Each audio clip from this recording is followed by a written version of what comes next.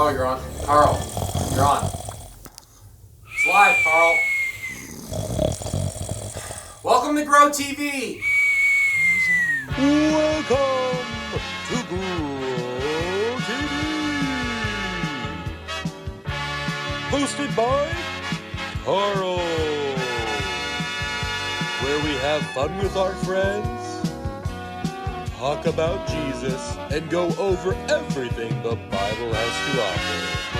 Now once again, welcome to Grow TV. Carl, wake up! Hey, quick late! Oh, hey. Hey there, chicken nuggets. I didn't know you guys were here yet. Is it time? I must have fallen asleep while I was waiting.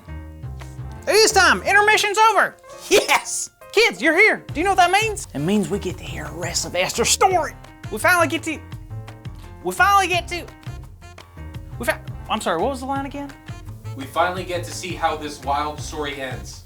We finally get to see how this wild story ends. There he is. Grace, thank goodness you're here. Hey kids, Grace is here. Grace, are we gonna finish the story?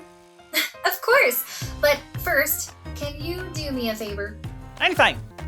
Give me a recap of what we talked about last week. Easy.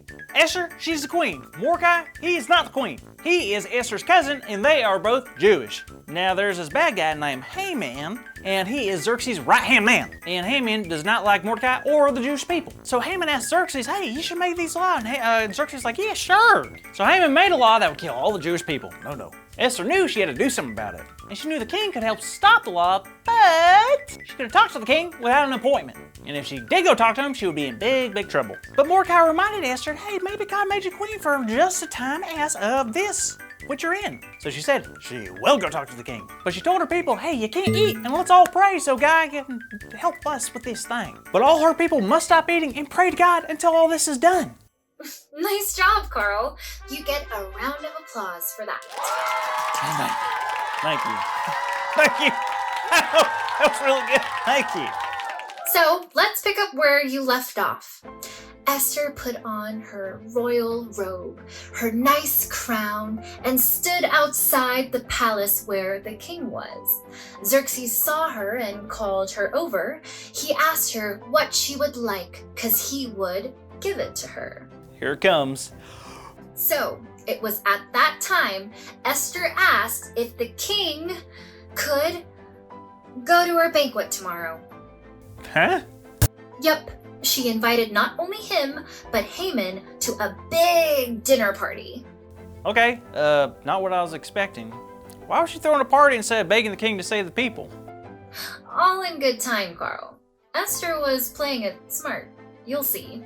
So, the king and Haman came to Esther's banquet, and I'm sure everyone was having a good time.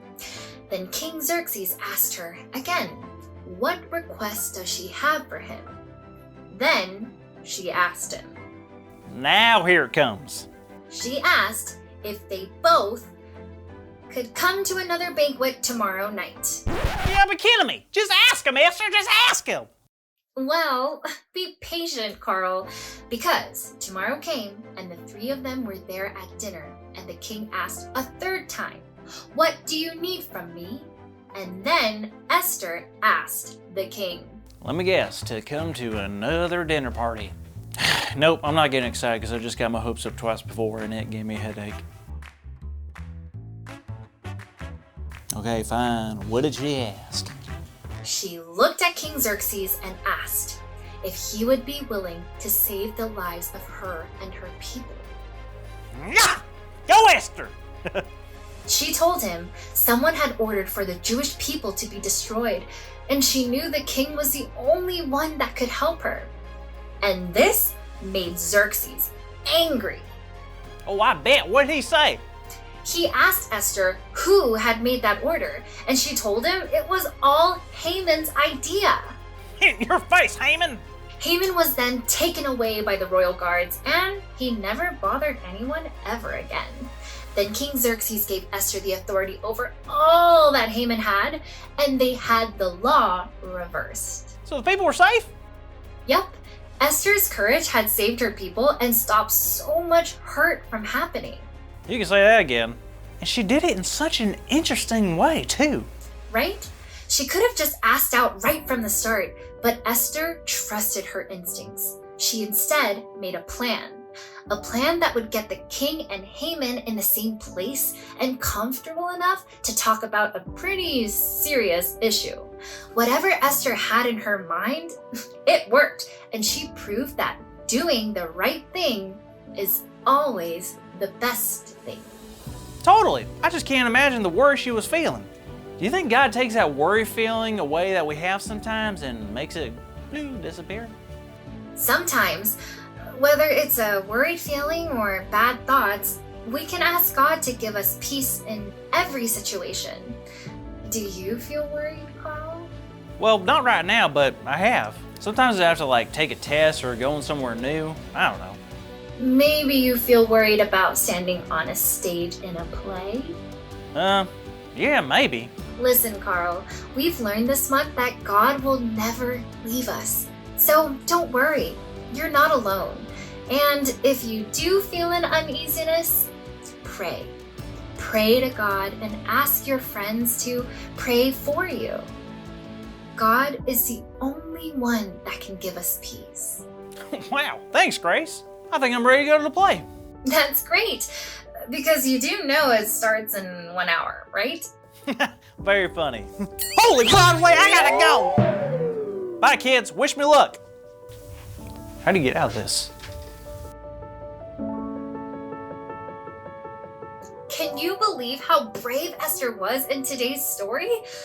Even with so much at stake, she stood firm in her belief and trusted God would take care of her. That is why our big idea is God gives us peace behind the scenes. So let's shout it out loud on the count of 3. 1, 2, 3. God gives us peace behind the scenes. Wonderful job, kids. Now, I can't tell you how much fun I had hanging with you kids this whole month, but it's time for the curtain call and I gotta go. But promise me you'll be here next week. All right? Perfect. I'll see you then. Bye. 1 hour later. Thank you. Thank you. This jacket's very tight and uncomfortable, but I look good. I do look good. I did it for you, all of you. Thank you. Thank you for watching, and tune in next week for a new episode of Road